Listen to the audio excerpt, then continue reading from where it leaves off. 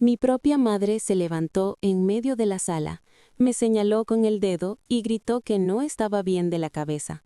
Yo no dije ni una palabra. Justo entonces, la jueza se inclinó hacia adelante para hacerle una pregunta al abogado de mi madre, y ahí fue cuando todo cambió. Ella no lo dudó, se puso de pie, me apuntó directamente y sentenció: no es capaz, nunca lo ha sido. Esa palabra, incapaz, retumbó en la sala como una condena anticipada. Yo estaba sentada en la mesa de los acusados en el juzgado de Santa Clara, con las manos juntas y la espalda recta. Fijé la mirada en un rayón de la mesa. No miré ni a mi madre ni a nadie más. Aprendí hace tiempo que si reaccionas, pierdes el control. Se escuchó un murmullo general, y alguien se movió incómodo en la última fila. Se cayó un bolígrafo, pero mi madre siguió. Es inestable, emocional, no debería manejar ni un euro y mucho menos una herencia. Yo me quedé en silencio, no por debilidad ni porque tuviera razón, sino porque mi silencio era lo único a lo que ella no podía responder. La jueza, Leonor Villalba, nos miraba desde el estrado con cara de póker. Debía tener unos 60 años, con el pelo canoso recogido y las gafas en la punta de la nariz. La dejaba hablar sin interrumpirla, lo que me hizo entender que aquello iba para largo. Me llamo Elena Cruz, tengo 34 años y según la mujer que me trajo al mundo, ya no sirvo para manejar mi propia vida. Oficialmente estábamos allí por el testamento de mi abuela, pero todos sabíamos que el dinero era lo de menos. Se trataba de control, de humillarme y de intentar reescribir mi historia delante de todos. Mi abuela, doña Cruz, murió hace 8 meses en su casita de Ribera del Duero. Se fue tranquila, dormida, y yo le sostenía la mano. Fue ella quien me crió cuando el matrimonio de mis padres se desmoronó. Ella me preparaba los bocadillos, me ayudaba con los deberes y me enseñó a cuadrar cuentas mucho antes de que pudiera conducir. Me dejó todo en herencia, pero apenas 3 semanas después del entierro, mi madre ya estaba impugnando el testamento.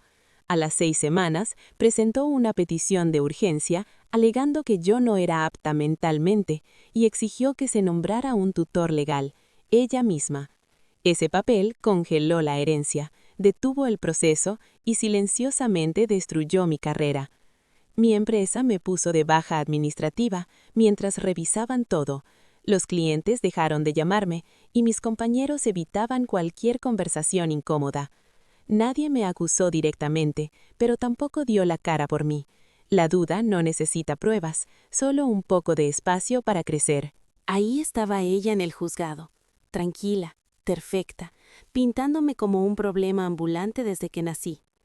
Habló de preocupación, miedo y responsabilidad, como la madre heroica intentando salvarme de mí misma. Alguien que no conociera nuestra historia se lo habría creído. Cuando terminó, se sentó y se alisó la chaqueta, satisfecha. Su abogado, Arturo Nogales, asintió complacido. La jueza Villalba habló. «Señorita Cruz, ¿tiene algo que decir ante estas alegaciones?» La sala quedó en silencio absoluto. Negué con la cabeza. «No, señoría». Ese silencio pesó más que cualquier grito. La jueza me miró un segundo de más y luego volvió la vista a Nogales. «Letrado», dijo con calma, «antes de continuar, ¿puedo hacerle una pregunta?» Nogales se enderezó. «Por supuesto, señoría». Ella se inclinó. «¿De verdad no sabe quién es esta mujer?» Él parpadeó, desconcertado. «Es contable, trabaja por aquí». La jueza no respondió de inmediato. Me miró a mí, luego a mi madre y de nuevo al abogado. Algo cambió en su rostro. No era pena ni angustia, era reconocimiento. Ahí entendí algo que mi madre ignoraba. Ella creía que esto iba de quitarme cosas, pero era demostrar quién soy. Mientras inventaba cuentos, yo guardaba los hechos. Este juicio era solo el principio. Mi madre no atacó al azar. Sabía dónde dolía. Cuando me llamó inestable, no lo inventaba del todo. Retorcía algo real y personal que yo jamás quise sacar. Hubo un tiempo en que me rompí. Tenía 14 años cuando mis padres se divorciaron. No fue civilizado, fue un estallido. Gritos atravesaban paredes y portazos hacían temblar los cristales. Una mañana, mi padre hizo la maleta y se fue del estado. 2 meses después, mi madre ya se había casado. A los 3 meses, dejó de llamarme hija. No luchó por mi custodia ni preguntó cómo estaba. No apareció en mi colegio ni en mis cumpleaños. Me convertí en un estorbo que ya no importaba. Me fui a vivir con mi abuela Doña en Ribera del Duero, y aunque desde fuera parecía un rescate, por dentro estaba destrozada. No dormía, casi no comía y me escondía para llorar donde nadie me viera. En el instituto, un orientador vio lo que me pasaba y me sugirió terapia. Fui, hablé, lloré. Aprendí palabras como abandono y baja autoestima mucho antes de poder votar. Poco a poco salí del pozo. Lo que no entendí hasta años después fue la jugada de mi madre. Como era mi tutora legal, su nombre aparecía en todos mis informes, formularios, notas, altas médicas. No pidió copias, solo las guardó. Las guardó como munición. Décadas después, cuando presentó la demanda, esos papeles viejos reaparecieron fuera de contexto, ignorando el tiempo y mi propia superación. La adolescente asustada se transformó en los papeles en una mujer con un patrón de inestabilidad. Un dolor pasajero se convirtió en un trastorno crónico. Ella sabía que nadie leería la letra pequeña ni preguntaría qué pasó después. Para cuando esos informes llegaron a mis manos, mi vida ya se estaba desmoronando silenciosa y humillantemente.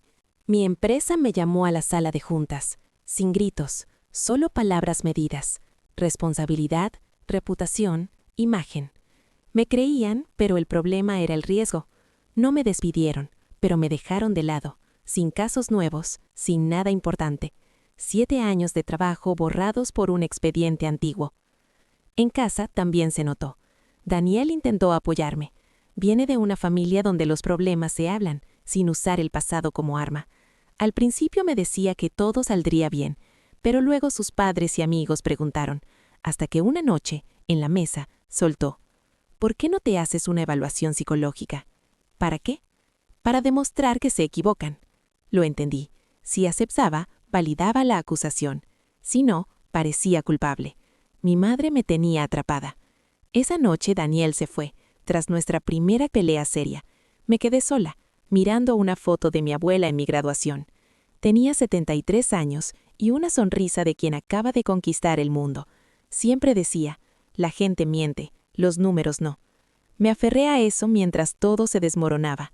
Lo que mi madre no sabía era que mientras montaba su teatro, yo analizaba sus patrones. Conocía mis puntos débiles y mi historia, pero también mi formación.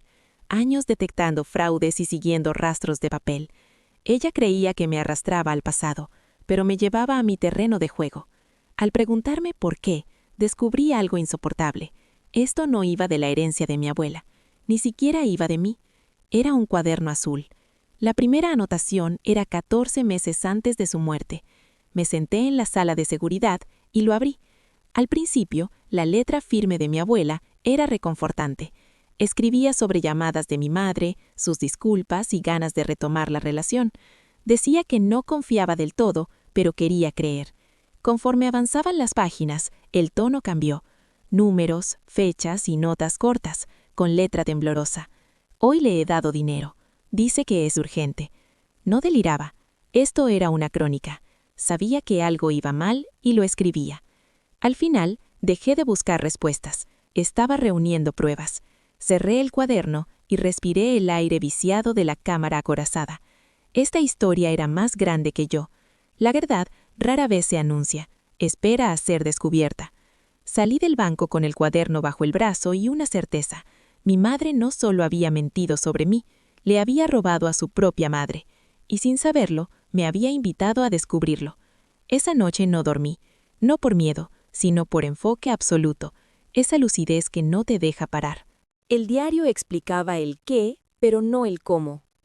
A la mañana siguiente volví a la mesa de mi abuela con todo desplegado, extractos, notas, fotos del diario. Trabajé como siempre, con método y sin dar nada por hecho. Entonces noté un cambio. Había reintegros que ya podía explicar, pero de repente Todo se volvió demasiado perfecto. Pagos cuadraban, transferencias limpias, casi profesionales. Alguien había tomado el control. Volví al banco del puerto antes de comer y pedí copias de todas las autorizaciones de las cuentas. Tardaron más de lo normal. Se oían llamadas internas y cuchicheos tras el cristal. Cuando finalmente me entregaron los papeles, sentí un escalofrío. Allí estaba, un poder notarial firmado 9 meses antes de que mi abuela muriera, dando autoridad financiera total a Marjorie Galán. A simple vista parecía legal, con el lenguaje correcto y su firma. Pero no miré las firmas, miré el sello de notarización. Pertenecía a un tal Carlos Mora. Me sonaba de un caso antiguo sobre documentos falsos.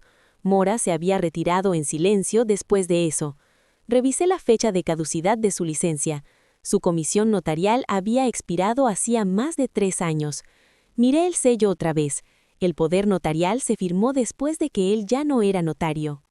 Solté el aire despacio. Esto no era una zona gris ni un tecnicismo. Era un delito. El testamento podía ser real, firmado en un mal día bajo presión por alguien que confió en la persona equivocada. Pero el acta notarial era un montaje. Alguien había usado un sello antiguo para darle validez a una autoridad ilegal. Miré el documento y se lo mandé a mi abogada, Elena Guardiola, con una frase: «Esto no debería existir». Me llamó a los 5 minutos. «¿De dónde sacaste esto?» «Del banco», le dije. «Ya está en el expediente. Lo han usado». Silencio. Luego, Elena sentenció: «Elena, esto lo cambia todo». Y tenía razón. Hasta ese momento lo de mi madre era cruel, pero civil, mentiras, manipulación y juegos sucios. Este documento era penal. Elena me prohibió confrontar a nadie, ni a mi madre, ni a su abogado, ni al banco. La gente que se cree ganadora comete errores, me recordó. Así que esperé. Mientras, investigué a fondo. Crucé los reintegros del poder notarial con las transacciones y cambios de acceso. El nombre de Leonardo Galán, mi padrastro, no paraba de aparecer. No como asesor ni dueño, sino como destino final. El dinero se movía, los acuerdos se cerraban y las transferencias cortas desaparecían rápido. No era solo cosa de mi madre, nunca lo es. Esa noche Daniel apareció en casa con cuidado. No sabía si sería bienvenido. Le enseñé el documento, las fechas, el sello y el error. No me interrumpió ni intentó darme lecciones, solo leyó. Cuando levantó la vista, su voz era otra. «Pensaron que nadie se daría cuenta», dijo. «Sí, y pensaron que aunque lo hiciera, nadie me creería». Al día siguiente, Elena presentó nuestra respuesta al juzgado. Era un texto aburrido a propósito. Negábamos las acusaciones, afirmábamos mi plena capacidad y pedíamos fecha de vista. Nada de pruebas bomba ni ataques directos. Queríamos que se relajaran. 2 semanas después, llegó mi declaración. Arturo Nogales me hizo las preguntas típicas: estudios, trabajo, historial médico. Respondí con cuidado, lo justo, siempre la verdad, pero sin dar contexto. Vi a mi madre en la pantalla de la sala. Se relajó y sonrió, convencida de que me tenía acorralada. No sabía que yo estaba anotando cada movimiento. Mientras ellos se centraban en mostrar que yo era inestable, no cuidaban sus propios pasos. Cada documento falso, cada reintegro apresurado y cada mentira descuidada se alineaban para algo más grande que una herencia. Todo formaba un patrón, y los patrones no solo cuentan historias, condenan. Antes veía a mi madre como el centro: gritos, acusaciones, ansia de dinero que nunca le importó. Pero al revisar los documentos, registros y transferencias, entendí lo que antes se me escapaba. Ella hacía ruido, pero el trabajo sucio era silencioso. Leonardo Galán aparecía siempre, pero nunca de forma evidente. No estaba en demandas, ni en el poder notarial, ni como beneficiario. Siempre al lado. Un acuerdo aquí, una transferencia allá, fondos que desaparecían rápido. Leonardo, mi padrastro, con el que mi madre se casó 3 meses después del divorcio, nunca me apoyó, pero siempre al acecho. Revisé los registros públicos. Era dueño de 3 locales en Santa Clara, o lo había sido. En 4 años, 2 se refinanciaron y otro se vendió en secreto. Los créditos subían y bajaban como en un carrusel. No era colapso, era lucha por mantenerse. La gente no roba a su familia si tiene tiempo. Analicé sus empresas. Cambiaron de nombre 1000 veces, mismas direcciones, teléfonos y abogado. Leonardo no planeaba, solo reaccionaba. Cuando se vio acorralado, buscó a alguien vulnerable con dinero, como una anciana confiada. Aún así necesitaba confirmación. Llegó en un mensaje de Phoebe Galán, hija del primer matrimonio de Leonardo. Había firmado apoyando a mi madre, diciendo que yo era inestable, pero ahora quería verme. Mi abogada me advirtió: puede ser una trampa, todo lo que digas lo usarán en tu contra. Tenía razón, pero recordé algo de Phoebe. Al mencionar a Leonardo, apartó la vista de la cámara. No fue casualidad, fue instinto puro. Nos encontramos en un café de carretera, un lugar neutral y seguro. Phoebe llegó antes, delgada y agotada, moviendo el café sin beberlo. Fue directa. Ese testimonio lo escribió mi abogado. Él me obligó a firmarlo. Me dijo que era un papel simple y que tú nunca lo verías, añadió. Le pregunté por qué aceptó. Dudó y se tocó el brazo. Dijo que se lo debía. No hizo falta más. Phoebe me contó sobre la madre de Leonardo, Elaine, en una residencia con demencia. Leonardo tenía su poder notarial, y al morir Elaine, las cuentas estaban vacías. Phoebe notó que los números no cuadraban y confrontó a su padre. Todo terminó mal. Los patrones no ocurren por casualidad. Le fui honesta. No podía prometer protección total, pero si decía la verdad, hablaría con el fiscal. Aceptó, exhausta de cargar con todo. Al volver a casa, todo encajó. Mi madre no era la mente maestra, solo el instrumento. Leonardo había apostado a la jugada perfecta. Una anciana confiada, una hija desesperada y otra fácil de desacreditar. Daniel me esperaba. Le conté todo. No preguntó qué pasaría. Solo: ¿desde cuándo sabes hacer esto? Desde siempre, respondí. Mi abuela me enseñó a ver lo que la gente oculta. Leonardo había dejado migas por todas partes. No contaba con que alguien las seguiría. La declaración se fijó para un martes temprano. Arturo Nogales presentó la sesión como trámite rutinario. Perfecto. En la rutina, la gente baja la guardia. Llegué 10 minutos antes, vestida de forma discreta. Quería que mi madre viera exactamente lo que esperaba: alguien pequeña, cansada e insegura. Ella apareció en la pantalla, sentada junto a Leonardo, segura de sí misma. Arturo comenzó con preguntas fáciles: nombre, edad, formación. Tengo un doctorado en contabilidad forense, dije. ¿Dónde estudiaste? En la estatal. No preguntó por mi experiencia profesional ni mis casos como perito, un error que le costaría después. Sobre salud mental, respondí con calma. Sí, fui al psicólogo de adolescente, por el divorcio de mis padres. Me costó procesarlo al principio. ¿Diagnósticos, hospitalizaciones o incapacidades? No. Respuestas limpias y sin emoción. Noté cómo perdían interés, justo el plan. 2 horas después, Arturo cerró la sesión con una sonrisa de suficiencia. Al colgar, solté el aire. Elena me miró. «Se creen que te han doblado el brazo», dijo. «Lo sé», respondí. «Por eso van a caer de cabeza en la trampa». Durante las 2 semanas siguientes no hicimos nada agresivo, ni mociones, ni acusaciones sorpresa. Dejamos que el silencio trabajara por nosotros. Mientras tanto, Elena envió discretamente el poder notarial falso a la fiscalía. Lo revisaron. Solo faltaba ver cuánto tardarían en actuar.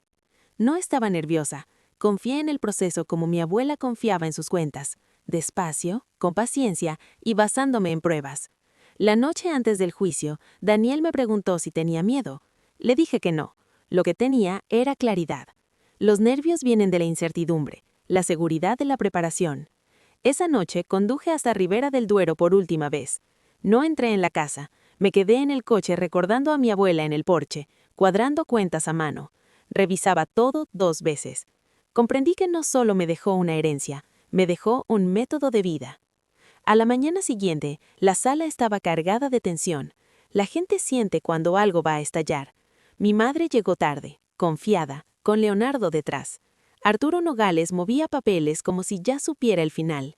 Yo me senté junto a Elena, en silencio. El juicio comenzó como Nogales quería. Discurso ensayado sobre una madre abnegada protegiendo un patrimonio vulnerable. Habló de mi inestabilidad y pasado emocional. Mi madre soltó algún sollozo. Leonardo mantuvo la mirada firme.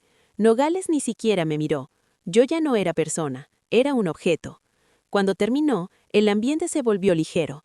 La jueza Leonor Villalba guardó silencio unos segundos, pasó una página y miró a Nogales, inclinándose apenas. Letrado, dijo. Antes de seguir, ¿realmente no sabe quién es esta mujer? Arturo parpadeó, desconcertado. No estoy seguro de entenderla. La jueza me miró un instante y volvió a él.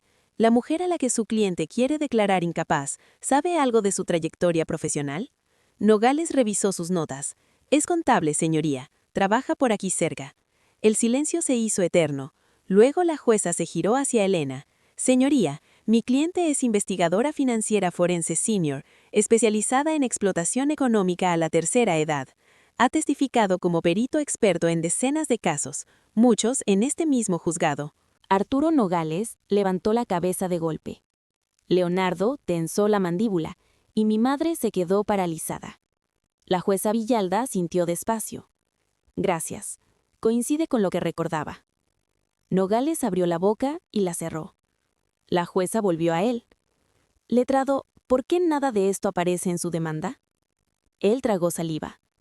No nos pareció relevante, señoría. Al contrario, replicó ella con calma. Señora Guardiola, puede proceder. Elena no tenía prisa. Colocó una carpeta en la mesa y repartió copias. Empezó con los registros bancarios, fechas, cantidades, patrones. Explicó los 7 reintegros tras las visitas de mi madre a mi abuela. Sin acusar, los números hablaron por sí solos. Nogales se inclinaba sobre los papeles, pasando páginas más rápido. Elena pasó al poder notarial. La notarización, el nombre, la fecha y la prueba de que el notario se había jubilado años antes. La sala quedó muda. Leonardo miraba al frente. Mi madre negó con la cabeza, furiosa. Elena sacó el cuaderno azul y leyó fragmentos de mi abuela. Confusión, vergüenza, miedo. La crónica de un robo. Miré a mi madre. Solo había rabia, nada de culpa. Luego cerró el patrón.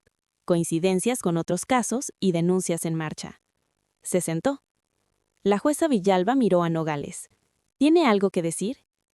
Él pidió un receso para consultar con su cliente. Durante 12 minutos, Leonardo permaneció quieto, mandíbula apretada. Phoebe no se movió. Al reanudarse, Nogales anunció. Señoría, tras consultar con mi cliente, deseamos retirar la petición. Un murmullo recorrió la sala. La jueza Villalba negó con la cabeza. No, esto no va a pasar. Ante las pruebas, el tribunal no permitirá que el asunto desaparezca. Lo que comenzó como una herencia ahora apunta a delitos graves de explotación financiera y fraude. Mi madre intentó hablar, pero la jueza levantó la mano. Señora Galán, ya ha hablado bastante hoy. Se hizo un silencio espeso y definitivo. La jueza empezó a dictar órdenes con voz precisa. La petición quedaba denegada sin recurso. Las pruebas se enviarían a la Fiscalía del Distrito y a las autoridades federales para revisión. Cada frase sonaba como un portazo. Arturo no dijo nada. Leonardo se removió en el asiento, un gesto de pura resignación. Mi madre se quedó congelada, manos apretadas en el regazo y ojos muy abiertos. No de miedo, sino de pura incredulidad. Había venido a controlar y se iba con consecuencias. La jueza firmó la orden y me miró. Señorita Cruz, puede irse. Eso fue todo. Sin golpes de mazo, sin gritos, sin dramas. Solo papel, tinta y final de la historia. Fuera, el aire se sentía más ligero, como si soltara meses de presión. Daniel me esperaba en el pasillo. Al verme no hizo falta preguntar nada. Lo sabía. Elena se apartó para una llamada y solo escuché. Sí, enviado. Exacto, lo que hablamos. Nogales pasó sin mirarme. Leonardo le seguía, hombros rígidos, mirada al frente. Mi madre iba última, desorientada, aferrando el bolso. Phoebe se detuvo un segundo, me miró y asintió. 3 días después sonó mi teléfono. Señorita Cruz, habla la agente especial Laura Méndez. Me dijo que habían revisado todo, que los patrones de Leonardo venían de mucho antes y su historial financiero era un desastre. Nos movemos más rápido cuando el papeleo está impecable, confesó. Y el suyo lo está. En una semana llegaron las citaciones. En 2, las cuentas se congelaron. A la tercera, las detenciones. Cargos federales por fraude electrónico, postal y explotación financiera. Leonardo se fue primero. Mi madre horas después. Registraron su casa. Confiscaron documentos y discos duros. Phoebe cooperó, testificó y entregó años de registros guardados. El juicio fue meses después. No fui a casi ninguna sesión, no hacía falta. Cuando llegó el veredicto, yo estaba en mi despacho. Culpables de todos los cargos. Mi madre, 5 años. Leonardo, muchos más. Se ordenó la restitución del dinero y el embargo de sus bienes. Todo lo que construyeron con dinero robado se desmoronó, como siempre, en silencio y sin piedad. La herencia de mi abuela se liquidó ese verano. Me quedé con la casa de Ribera del Duero. Algunas cosas no se venden. Los domingos, Daniel y yo nos sentamos en el porche con un café. Yo saco el portátil, él un libro. Allí el mundo se mueve despacio, tal como le gustaba a mi abuela.